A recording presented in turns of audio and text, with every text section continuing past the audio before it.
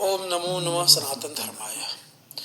साथियों, आज के युग में जब सनातन धर्म पर चारों तरफ से आक्रमण हो रहे हैं, ऐसी स्थिति में निश्चित रूप से हिंदुओं के लिए यह आवश्यक हो गया है कि वे अपने धर्म की रक्षा के लिए सामने आएं। और इसी परिदृश्य में आज का विषय है सनातन धर्म पर बढ़ते आक्रमण, समाधान क्या है। अब हिंदुओं को जागना होगा। निश्चित रूप से साथियों, यह एक चिंता का विषय है। आज का यह वीडियो केवल जानकारी देने के लिए नहीं है, यह हिंदू समाज को जगाने का एक प्रयास है। आज हम एक गंभीर विषय पर अपनी चर्चा करेंगे।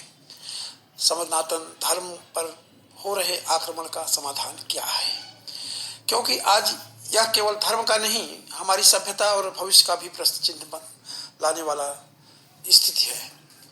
शास्त्रों में स्पष्ट कहा गया है, धर्मो रक्षति रक्षितः। जो धर्म की रक्षा करता है, धर्म रक्षा करता है। साथियों, आज मैं आपसे एक सीधा प्रश्न पूछना चाहता हूँ। प्रश्न पहला, क्या आपको लगता है कि आज सनातन धर्म पर आक्रमण बढ़ रहे हैं? यदि आपका उत्तर हाँ में है तो कमेंट में लिखिए। सनातन की रक्षा हमारा कर्तव्य है। और यदि आप चाहते हैं कि ऐसे विषयों पर वीडियो बनते रहें तो वीडियो को सब्सक्राइब अवश्य कर लें, लाइक भी कर दें। साथियों, इस वीडियो को कई भागों में बांटा गया है। पहला भाग है सनातन पर आक्रमण क्यों हो रहे हैं। साथियों, आज सनातन पर कई प्रकार के आक्रमण हो रहे हैं, लेकिन ये आक्रमण केवल तलवार या युद्ध के माध्यम से ही नहीं। आज यह आक्रमण जो हो रहे हैं वे हैं हमारी संस्कृति पर, इतिहास पर, विचारधारा पर और मानसिकता पर। हमारी परंपराओं को अंधविश्वास कहा जाता है, हमारे देवी देवताओं का उपहास उड़ाया जाता है और धीरे धीरे ऐसी मानसिकता बनाई जाती है कि हिंदू अपने धर्म पर गर्व करना ही भूल जाए। इसीलिए गीता में भगवान श्री कृष्ण कहते हैं, यदा यदा हि धर्मस्य ग्लानिर्भवति भारत अभ्युत्थानम अधर्मस्य तदात्मानं सृजाम्यहम्। जब धर्म की हानि होती है तो धर्म की रक्षा के लिए एक शक्ति खड़ी होती है हमारे सामने। लेकिन प्रश्न है दूसरा, क्या आज हिंदू समाज उस शक्ति के रूप में खड़ा होने के लिए भी तैयार है? कमेंट कीजिए, हाँ, हिंदू जगेगा यदि आप सनातन के प्रति कुछ भाव रखते हैं तो। आगे इस वीडियो का दूसरा भाग, इतिहास हमें क्या सिखाता है। साथियों, इतिहास हमें एक बहुत बड़ा सत्य सिखाता है। जब हिंदू समाज संगठित रहा तो दुनिया की कोई शक्ति उसे पराजित नहीं कर सकी। लेकिन जब हिंदू समाज विभाजित हुआ तब आक्रमण हुए। महाराणा प्रताप का उदाहरण देखिए। उन्होंने जंगलों में जीवन बिताया लेकिन अपने स्वाभिमान से समझौता नहीं किया। छत्रपति शिवाजी महाराज का उदाहरण भी देख लीजिए। उन्होंने केवल युद्ध नहीं किया बल्कि हिंदवी स्वराज की स्थापना किया।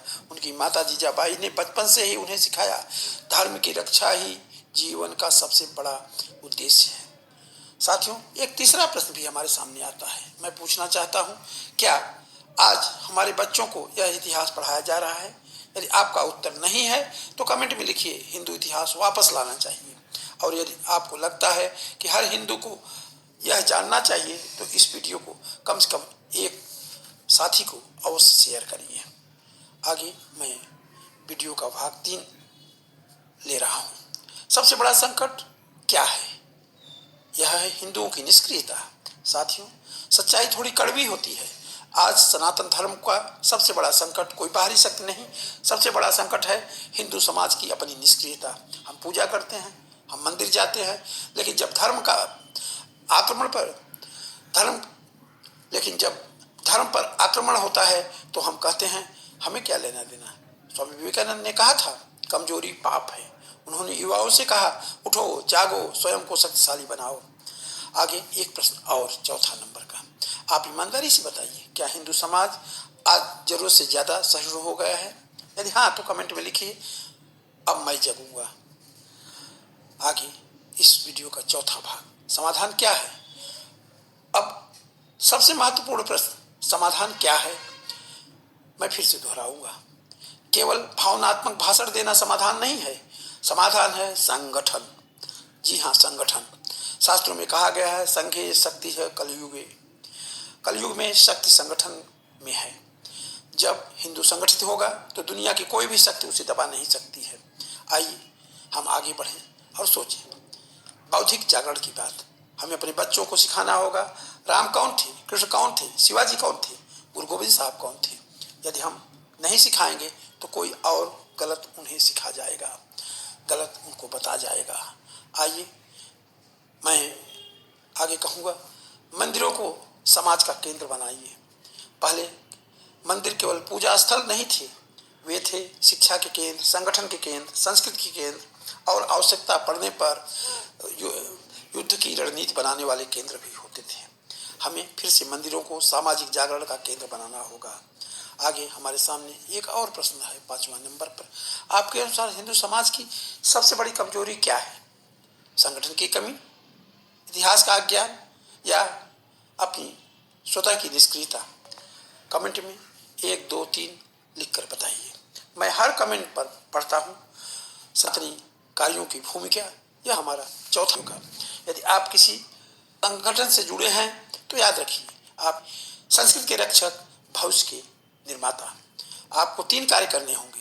जागरण करना होगा, संगठन करना होगा, संरक्षण करना होगा। गीता में कहा गया है कर्मण्येवाधिकारस्ते मा फलेषु कदाचन। किंतु इसका मतलब यह नहीं होता है कि कोई कर्म करने से आपको रोकता है। कर्म बिना इच्छा के करिए, लेकिन योजना के साथ करिए, लक्ष्य लेकर करिए और तभी कर्म का फल मिलेगा। और इस पद्धति पर निश्चित रूप से हमें कर्म करते रहना है, कर्म को रोकना नहीं है। साथियों, हमारे सामने प्रश्न नंबर 6 है। यदि आवश्यकता पड़े तो क्या आप सनातन की रक्षा के लिए खड़े होंगे? यदि हाँ तो कमेंट में लिखिए जय श्री राम। देखते हैं कितने लोग यह कमेंट लिखते हैं। आगे मैं यही कहूँगा कि आज जो भी मैं यहाँ कह रहा हूँ उस पर निश्चित रूप से ध्यान देने की आवश्यकता है। हमें आपको और समाज को, हिंदू समाज को, सनातनी समाज को, और तभी भारत राष्ट्र की परिकल्पना की जा सकेगी हिंदू राष्ट्र के रूप में। सनातन केवल एक धर्म नहीं है, यह मानवता का मार्ग है, जीवन का विज्ञान है और सत्य का सनातन प्रकाश भी है।